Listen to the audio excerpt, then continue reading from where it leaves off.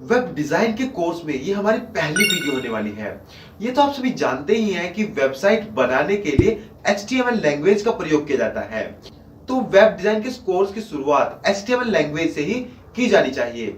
अरे रुकिए रुकिए रुकिए, HTML स्टार्ट करने से पहले हमें वेबसाइट, वेब डिजाइन और इंटरनेट के बारे में थोड़ी नॉलेज होना जरूरी है। तो हमारी इस वीडियो में हम वेब डिजाइन के इंट्रोडक्शन के बारे में ही बात करेंगे। तो चलिए बिना टाइम गवाए अपनी वीडियो को स्टार्ट कर लेते हैं।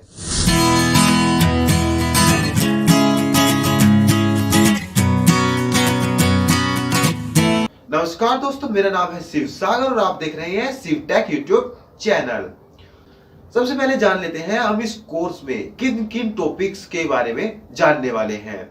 सबसे पहले हम जानेंगे वेबसाइट क्या होती है, उसके बाद जानेंगे यूआरएल के बाद जानेंगे डीएनएस, उसके बाद जानेंगे वेबसाइट किस प्रकार कार्य करती है, फिर जानेंगे वेब पेज, उसके बाद फ्रंट एंड और बैक एंड भी जानेंगे, फिर जानेंगे हम रिस्पॉन्सिव वेब डिजाइन क्या होती है और अंत में वेबसाइट कितने प्रकार की होती है। तो चलिए बिना टाइम गवाए अपने टॉपिक्स को स्टार्ट कर लेते हैं। ये तो हमने आपको पहले ही इंट्रोडक्शन की वीडियो में बता दिया था कि हम बिल्कुल हाई लेवल हिंदी नोट्स के द्वारा आपको वेब डिजाइन सिखाने वाले हैं। तो आज हम अपने इन टॉपिक्स को भी इन्हीं नोट्स के द्वारा कवर करेंगे। दोस्तों, अगर आपको हमारी वीडियो जरा भी इंफॉर्मेटिव लग रही है तो प्लीज वीडियो को लाइक भी कर दीजिए। धन्यवाद। तो चलिए अपने टॉपिक्स को स्टार्ट कर लेते हैं। सबसे पहले हमारे कोर्स में चैप्टर का नाम है इंट्रोडक्शन टू वेब डिजाइन। सबसे पहला टॉपिक रहेगा इसमें व्हाट इज वेबसाइट, यानी वेबसाइट क्या है। वेबसाइट क्या होती है? वेबसाइट को वेब डॉक्यूमेंट भी कहा जाता है। वेबसाइट अनेकों वेब पेज का एक समूह होती है, एक ग्रुप होता है। एक वेबसाइट के सभी पेज हाइपरटेक्स्ट के द्वारा एक साथ जुड़े रहते हैं और वेबसाइट को एक विशेष कंप्यूटर पर स्टोर किया जाता है। और जिस कंप्यूटर पर भी वेबसाइट स्टोर होती है उस कंप्यूटर को वेब सर्वर कहा जाता है। मोबाइल या फिर कंप्यूटर पर ब्राउजर का प्रयोग करके वेबसाइट को हम देख सकते हैं और वेबसाइट के फर्स्ट पेज को होम पेज भी कहा जाता है। वेबसाइट का जो फर्स्ट पेज होता है उसे होम पेज कहा जाता है, ये नोट करने के लिए। प्रत्येक वेबसाइट का एक अलग एड्रेस होता है, एक यूनिक एड्रेस होता है। जैसे Amazon की वेबसाइट अगर हम ले तो amazon.in है, गूगल की वेबसाइट है google.com और सरकारी रिजल्ट की वेबसाइट है सरकारीरिजल्ट.com एक्सेट्रा। ऐसी काफी सारी वेबसाइट्स इंटरनेट पर अवेलेबल है। ये वेबसाइट्स हैं और वेबसाइट का एक यहाँ पे बताया गया है यूनिक एड्रेस होता है जो URL कहलाता है। URL के बारे में हम आगे जानेंगे। ये रहा यूआरएल की फुल फॉर्म होती है यूनिफॉर्म रिसोर्स लोकेटर और www यानी वेब पर प्रत्येक वेबसाइट का एक यूनिक पता होता है, यानी यूनिक एड्रेस होता है। ये अभी हमने बताया भी था, जो यूआरएल या वेब एड्रेस कहलाता है। और ये जो यूआरएल होता है वो 4 भागों में बटा होता है। 4 भाग कौन कौन से होते हैं उनको भी जान लेते हैं। ये एक वेबसाइट का यूआरएल है जिसके 4 भाग होते हैं। मुख्यतः इसके 4 भाग होते हैं। इनके नाम है नेटवर्क प्रोटोकॉल। सबसे पहले नेटवर्क प्रोटोकॉल होता है, दूसरा डोमेन नेम होता है और तीसरा डायरेक्टरी का नाम होता है। डायरेक्टरी को फोल्डर भी कहा जाता है, यानी फोल्डर का नाम, और लास्ट फाइल का नाम होता है। किसी भी वेबसाइट का एड्रेस इन सभी भागों से मिलकर ही बना होता है।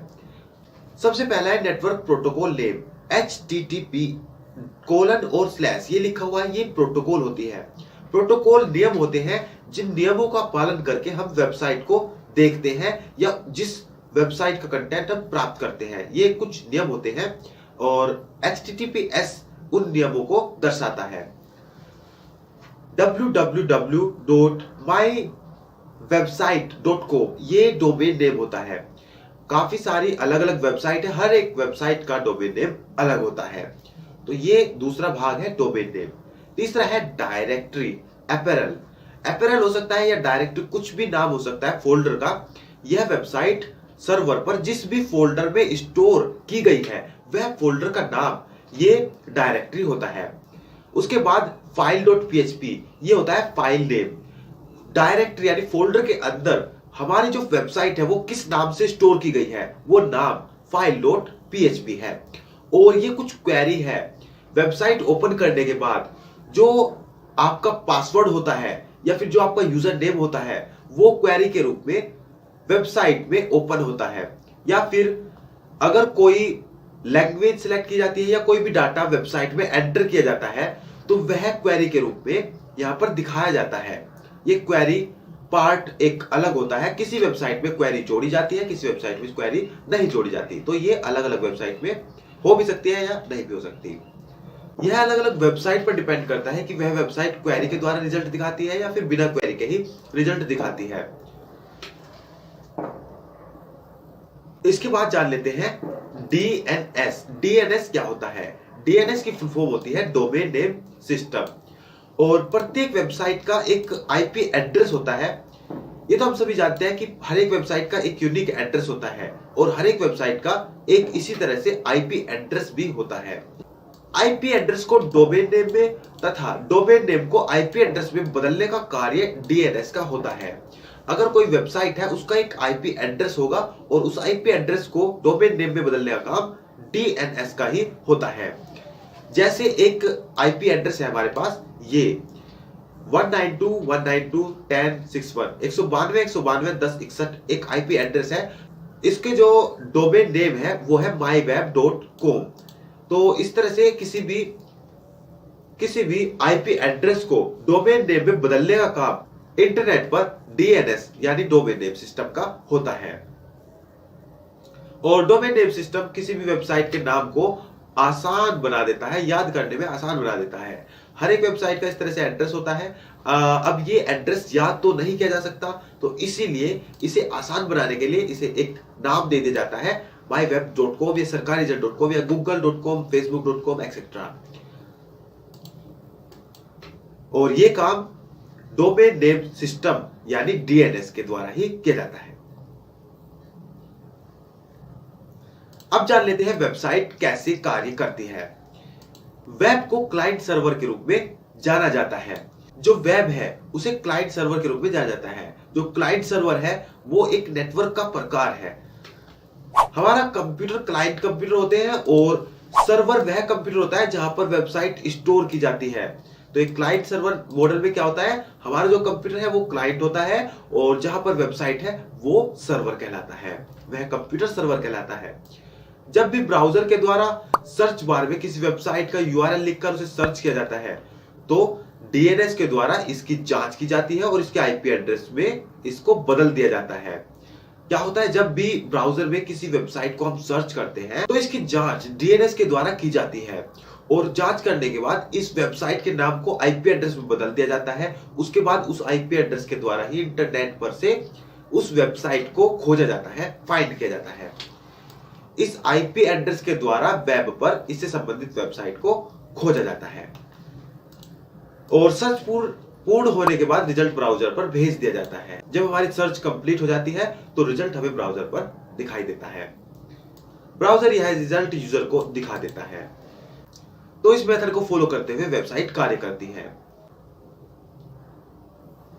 उसके बाद जान लेते हैं वेब पेज क्या होते हैं। इंटरनेट पर कोई भी वेबसाइट अनेकों पेज से मिलकर बनी होती है, अनेकों पेज का समूह होती है और ये वेब पेज HTML जैसी मार्कअप लैंग्वेज का प्रयोग करके बनाए जाते हैं। सभी वेब पेज हाइपरलिंक के द्वारा एक दूसरे से जुड़े होते हैं। वेब पेज, हर एक वेबसाइट के अंदर जो पेज होते हैं वही पेज वेब पेज कहलाते हैं और ये वेब पेज एक वेबसाइट पर काफी अधिक मात्रा में हो सकते हैं। सभी वेब पेज हाइपरलिंक के द्वारा एक दूसरे से जुड़े होते हैं। अब जान लेते हैं फ्रंट एंड और बैक एंड क्या होता है। सबसे पहले फ्रंट एंड की बात करते हैं। फ्रंट एंड क्या होता है? फ्रंट एंड वेबसाइट का वह भाग होता है जिसे यूजर ब्राउजर के द्वारा देखता है और फ्रंट एंड कोडिंग के लिए HTML, CSS, जावास्क्रिप्ट जैसी लैंग्वेज का प्रयोग किया जाता है। इन लैंग्वेज के द्वारा लिखी गई स्क्रिप्ट क्लाइंट साइड स्क्रिप्टिंग कहलाती है। ये जो HTML लैंग्वेज है, CSS है, जावास्क्रिप्ट है, इनके द्वारा हम जो वेबसाइट बनाएंगे वह फ्रंट एंड ही कहलाता है और जो इन लैंग्वेज के द्वारा स्क्रिप्ट लिखी जाती है वह क्लाइंट साइड स्क्रिप्ट कहलाती है।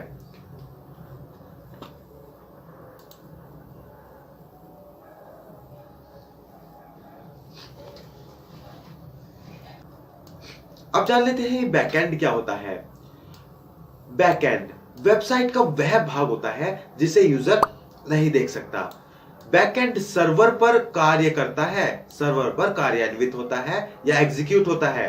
बैकएंड बनाने के लिए, बैकएंड डेवलपमेंट के लिए PHP, पाइथन, जावा, C++ आदि लैंग्वेजेस का प्रयोग किया जाता है और इन लैंग्वेज के द्वारा लिखी गई जो स्क्रिप्ट होती है उसे सर्वर साइड स्क्रिप्ट कहा जाता है। जो भाग यूजर अपने ब्राउजर पर नहीं देख सकता, वेबसाइट का वह भाग बैकएंड कहलाता है और बैकएंड की कोडिंग करने के लिए PHP, जावा, C++ आदि लैंग्वेज का प्रयोग किया जाता है और इन लैंग्वेज के द्वारा लिखी गई स्क्रिप्ट सर्वर साइड स्क्रिप्ट कहलाती है।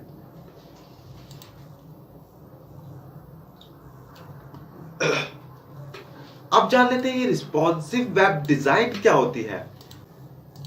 आपने तो देखा ही होगा कि एक वेबसाइट अलग अलग डिवाइस पर अलग अलग प्रकार से ओपन होती है, खुलती है। जैसे अगर हम किसी वेबसाइट को एक मोबाइल पर देखते हैं तो वो अलग प्रकार से दिखाई देती है और वही वेबसाइट अगर हम टैबलेट या फिर कंप्यूटर में देखते हैं तो वो अलग प्रकार से दिखाई देती है।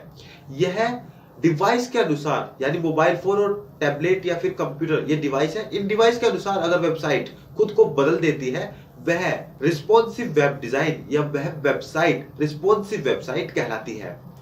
एक वेबसाइट अलग अलग डिवाइस पर अलग अलग प्रकार से डिवाइस के अनुसार ही दिखाई देती है। जैसे लैपटॉप, डेस्कटॉप या फिर स्मार्टफोन पर एक ही वेबसाइट अलग अलग प्रकार से दिखाई देती है।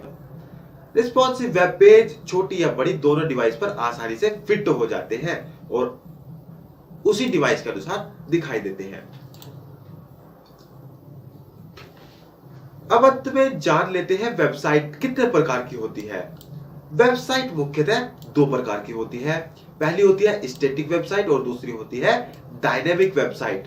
सबसे पहले स्टैटिक वेबसाइट के बारे में जान लेते हैं।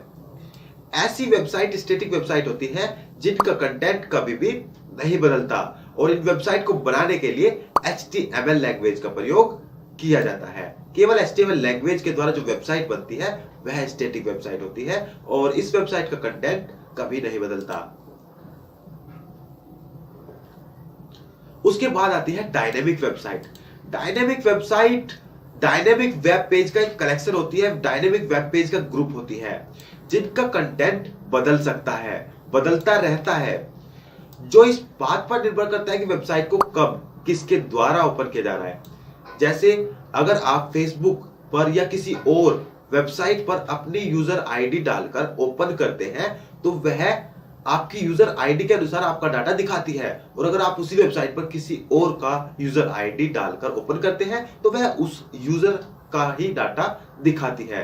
तो ये डायनेमिक होती है। अगर आप कंटेंट बदल देते हो एक ही वेबसाइट पर तो डाटा भी बदल जाता है। या फिर जो हमने रिस्पॉन्सिव वेबसाइट की बात की थी वह भी डायनेमिक है, डिवाइस के अनुसार उसका डाटा बदलता है, वह भी डायनेमिक वेबसाइट्स होती है। डायनेमिक वेबसाइट बनाने के लिए क्लाइंट साइड स्क्रिप्टिंग तथा सर्वर साइड स्क्रिप्टिंग का प्रयोग किया जाता है। तो आज की वीडियो में हम यहीं तक रखेंगे। अगर आपको वीडियो पसंद आती है तो प्लीज हमारे वीडियो को लाइक भी जरूर कीजिए और ऐसी ही इंफॉर्मेटिव वीडियो पाने के लिए हमारे चैनल को सब्सक्राइब भी कर लीजिए और बेल आइकन पर क्लिक करके इसे ऑल पर सेलेक्ट कर दीजिए ताकि आगे हमारी आने वाली ऐसी ही वीडियो आपसे मिस ना होने पाए। तो मिलते हैं आगे नेक्स्ट ऐसी ही वीडियो में, तब तक के लिए टेक केयर, गुड बाय, जय हिंद।